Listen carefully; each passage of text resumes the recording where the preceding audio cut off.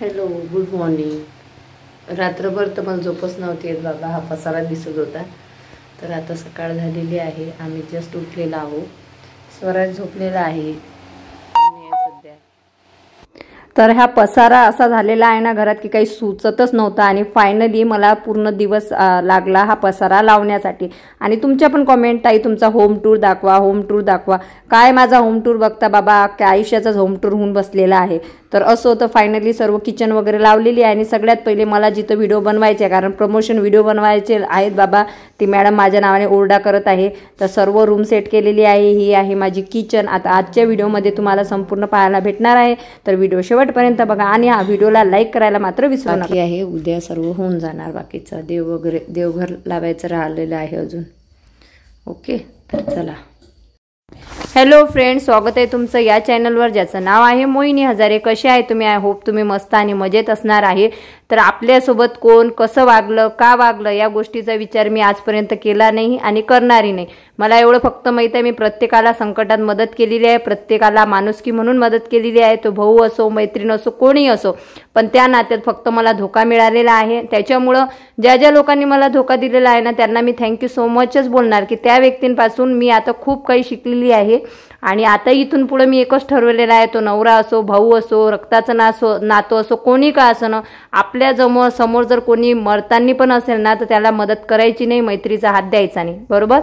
तर असो, रात गई बात गई, आपल्या आयुष्यात जे येणारे होते, धोके देणारे होते, त्यांनी दिलेले आहे। आपली चुकी झाली, आपण समोरच्यावर विश्वास ठेवलेला आहे। असो हे किचन बघा किती गळाट आहे। आता आज मला सर्व हा गळाटा आवरायचा आहे, बरोबर पसारा लावायचा आहे, कारण माझे प्रमोशन व्हिडिओ पेंडिंग पडलेले आहे। त्याच्यामुळं मला हे लवकरात लवकर आवरायचं आहे। तुम्ही बघू शकता किती वाजलेले आहे सकाळचे बघा।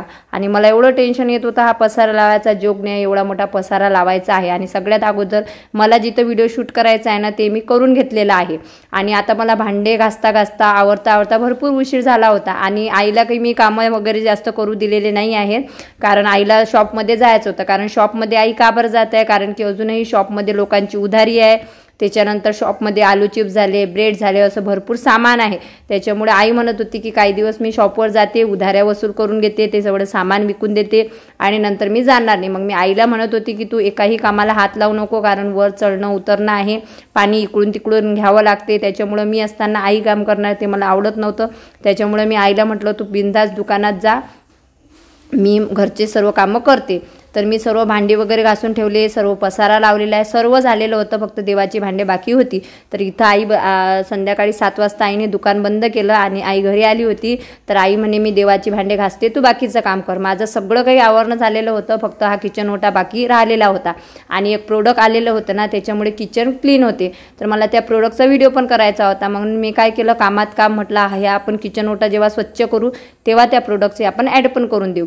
तर आता इथं तुम्ही बघू शकता, बहुतेक आधी जे रेंटनी राहत होते ना, तर त्यांचा वापर स्वच्छ नव्हता की त्यांनी मुद्दामून केलं ते आपल्याला माहिती नाही। परंतु अशा याच्यात तुम्हाला माहिती आहे माझी आतीचं घर पण आणि किचन मी किती स्वच्छ ठेवत होती।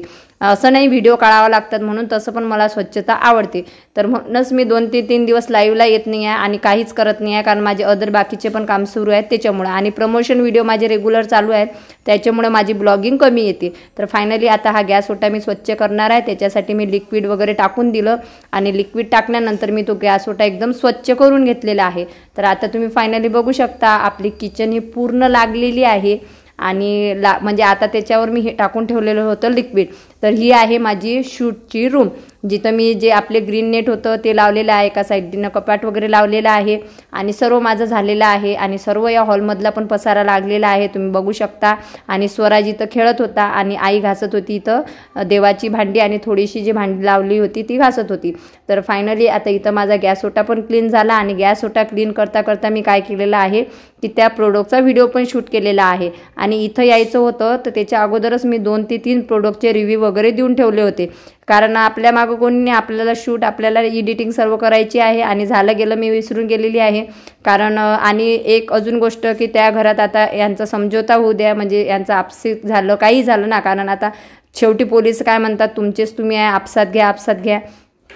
आणि इन फ्युचर जर आपसातही झालं, समजा माझ्या भावाचं, वहिनीचं, आईचं, सर्वांचं, तरी सुद्धा मी माझी सेल्फ रिस्पेक्टला खूप मानते। त्याच्यामुळे मी तरी त्या घरात पुन्हा जाणार नाही आहे। आणि राहिला प्रश्न की मी त्या घरात पैसे लावलेले आहे किंवा जे काही, तर मी ते घर विकणार किंवा रेटने देणार. पण फायनली माझ्या मोठ्या भावाचा आणि माझा रिझल्ट म्हणजे निर्णय तर हाच आहे की ते घर विकायचंच, ठेवायचंच नाही आहे.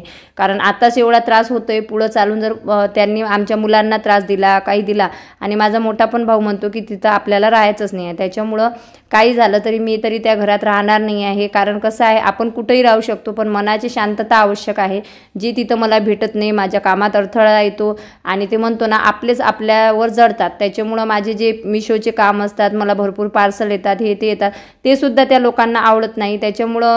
त्याच्याचमुळं मी तिथं न राहण्याचा आणि त्या घरात पुन्हा न जाण्याचा निर्णय घेतलेला आहे. हॅलो फ्रेंड्स, तर आता वाजलेले आहेत 10:30. बघते मी किती वाजले, तर 10:30 वाजलेले आहेत आणि आत्ता माझं सर्व ओके झालेलं आहे. हो, उद्या. तर बघा, आता पूर्ण क्लीन झालेलं आहे.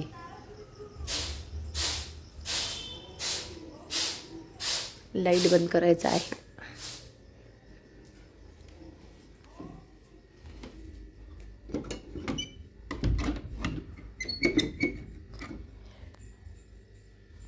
तर अशा पद्धतीने आम्ही पसारा लावलेला आहे. स्वरात झोपलेला आहे.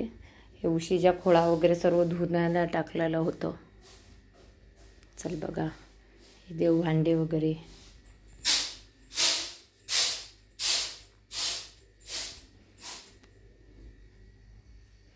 तर अशा पद्धतीने किचन लावलेली आहे, बघू शकता. लय ओटा घाण होता बाबा, हा ओटा काढायलाच मला अर्धा पाऊण तास लागला. नळही पाय कसे चमकून आले आता.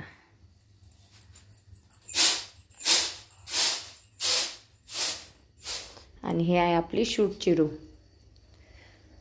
अशा पद्धतीने लावलेलं आहे सर्व.